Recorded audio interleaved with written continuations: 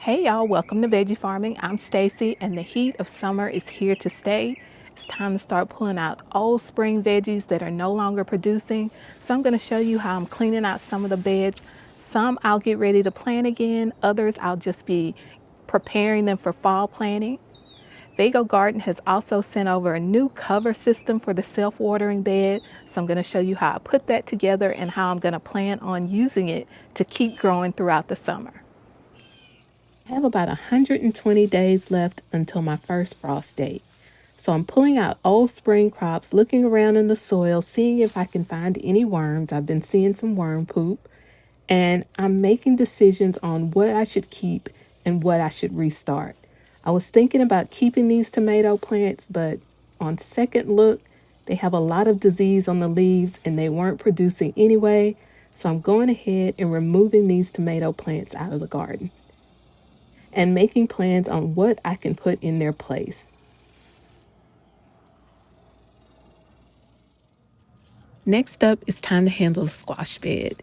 So I have a nice looking Seminole pumpkin, a couple of them actually, and the plants on the front still look really good. So it's really hard for me to make this decision, but when you come around and look at the rest of the plants in this bed, the squash vine borer has taken over. They're starting to die back, and I had a new Seminole pumpkin growing, and you can see that the reason that the plant still looks good is because it has rooted right into the ground. I see that the critters have found my pumpkins, and this is what really influenced me to just go ahead and pull everything out of this bed. They're attacking all the new pumpkins anyway, so it's time to start over. I only grew two types of squash this year, Seminole pumpkins and tromboncino or tromboncino squash, and both were said to be resistant to the squash vine borer. What I observed this year is that they did seem to be resistant to the squash vine borer, but the way that they resisted was by being able to root in multiple places to keep the squash vine borer from killing the plant. I grew mine up on a trellis, so that did limit the points that it could contact with the soil and root in additional places. So a trellis is not the best way to grow these if you want long-lasting production.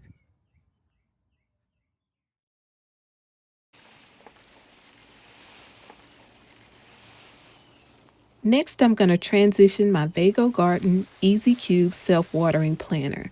I started this planter with 4 lemongrass plants and strawberry plants. Now I have more lemongrass than I know what to do with, so I'm going to harvest some of it and I'm going to relocate the other 3 plants. So the ones that I'm harvesting, I'm just going to cut right down at the base. And actually, I am going to relocate the base into another bed and let it grow back again.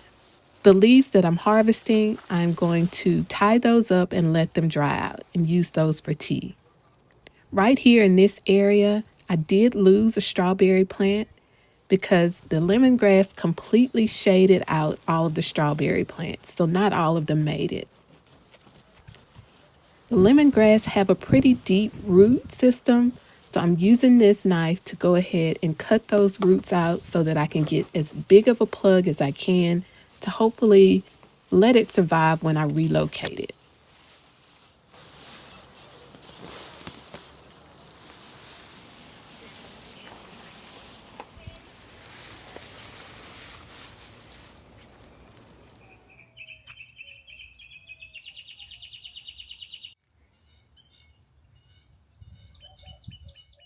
So I got all the lemongrass plants removed. Also have a new cover system that I'm going to add. And it has a trellis attached. So I'm going to also put some cucumbers in here to vine up through the summer.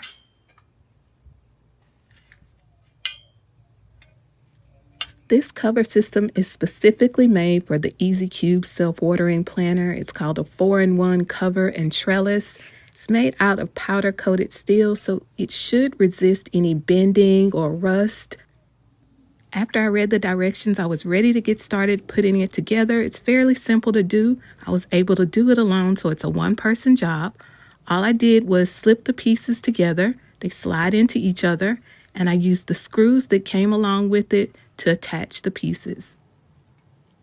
Since my EZCube planter is against a wall, I decided to put it all together on the ground so that I would be able to reach all of the parts. And then once it was assembled, I was able to just set it on top and slide it into place.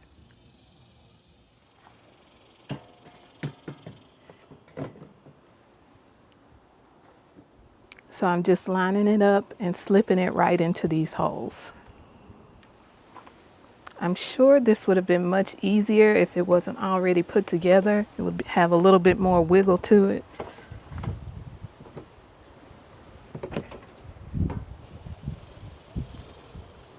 But it still slid right in place. Okay, feels pretty sturdy. The next step is to slip on the mesh cover. It's UV resistant, so it should be durable and not just degrade in the sun, and it also acts as a 35% shade cloth. This is a thick cover, so it's not just going to tear easily. It's still summer, but summer is when we start thinking about planting our fall crops, and this cover would be perfect for starting fall veggies. It would keep out the white butterfly, and the shade would give those cool season crops the cover they need to get started. If you're interested in this cover or the EZCube self-watering planter, go to vegogarden.com and enter my discount code VeggieFarming10OFF and get $10 off your order. Look around, you may find other things to help you out in your garden. And these Velcro straps will keep it secure. Now that the cover is assembled, I'm going to go in and pot up the runners on my strawberry plants. So what I'm doing is right at these joints where a new plant is growing, and you can see the crown here, I'm just planting the bottom right here, right into the soil, making sure not to cover the crown so that it'll have an area where it can start to create roots and create a new plant. And after those roots are established, then I'll cut it off from the mother strawberry plant. So the hardest part is going to be getting it to stay in place so that it has contact with the soil without having the crown covered. Let's see, I'm going to take this little bottom leaf off, and I'm going to use this landscape staple. These seed starting trays have a little hole at the bottom. I'm just trying to get the landscape staple through the hole so that it'll hold it down, okay?